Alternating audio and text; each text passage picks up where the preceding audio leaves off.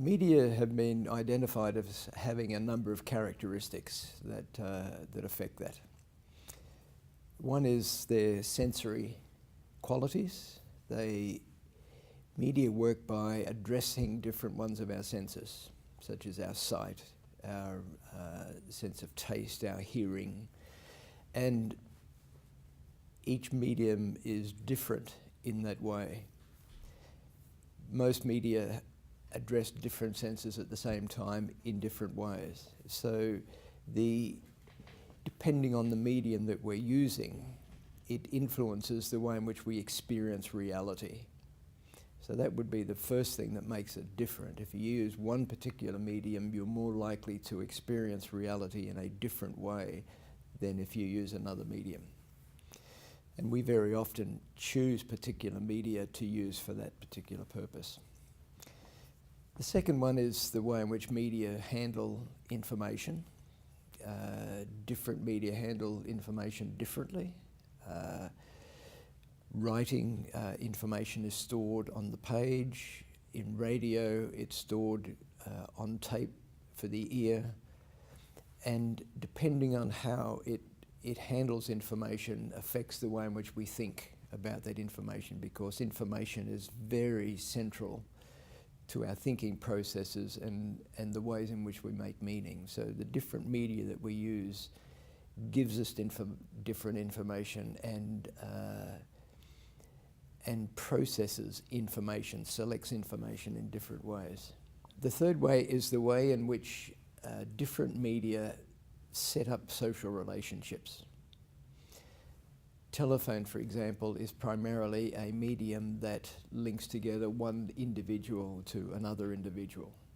Television, on the other hand, is one person or a small number of people addressing a large number of people.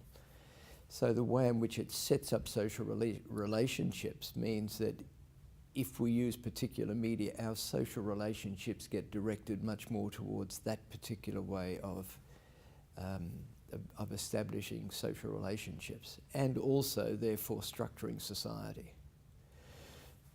There's a good example of when radio first came in.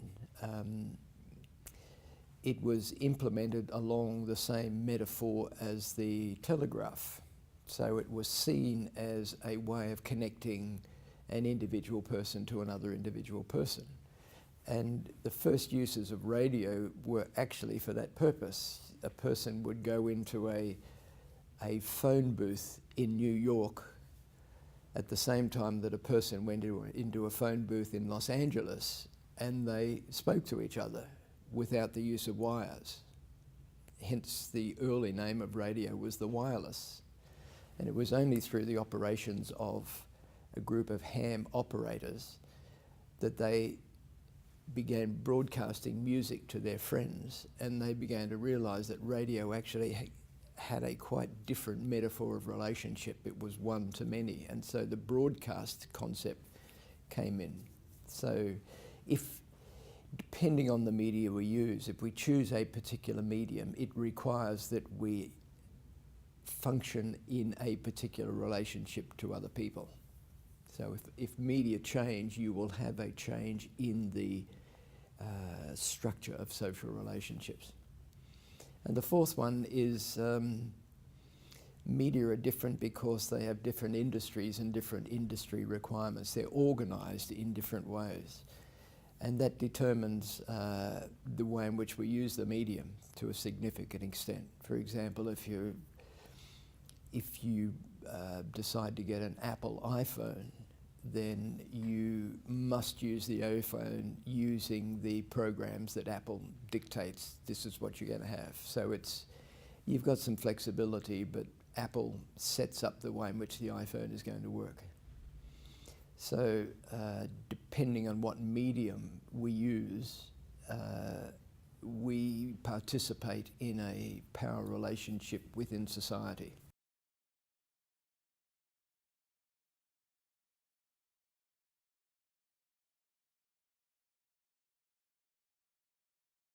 There was a significant shift in Christianity from the oral media that Jesus used. and compared to to when it began to be written, and the shift from an oral medium to a written medium had a big impact. And my argument is that in the shift from an oral form of communication, which was accessible to everybody, and therefore the message of Jesus was accessible to everybody, whether they could read or write or not, when Christianity began to be written down, as that writing developed, it shifted the nature of Christian faith out of the inclusive oral class base that Jesus spoke to into a much more elite group of people, because at that particular time it was only a small elite within the society who had the resources and the time to be able to learn and use writing. So the shift was a significant shift in terms of where Christianity was understood and where it was located.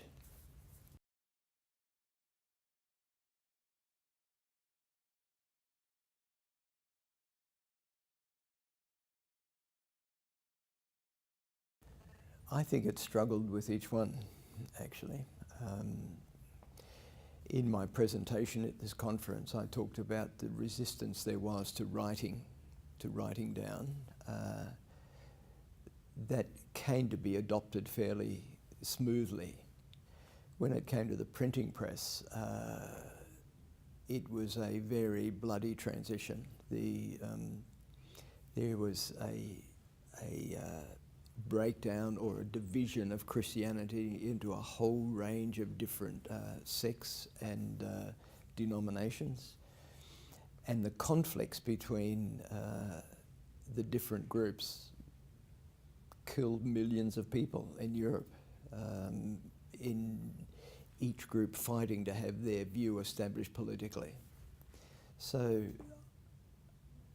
there have been other media changes, and I don't think they have gone well in that regard, and the digital is another change, and I think churches need to think through what's this new situation and how does that apply to the way in which we think about Christianity. And there are new religious movements that are charting a quite different path in the culture. We talked about mega churches earlier. And churches that were very grounded in print culture seem to be declining in relevance and in membership. So I think we're looking at yet another media change in the history of Christianity.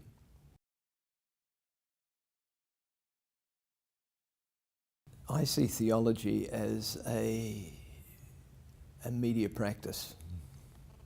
It is an aspect of religious faith that is grounded in a particular media practice, and that is the practice of writing in the early period, and in the modern period, the practice of printing.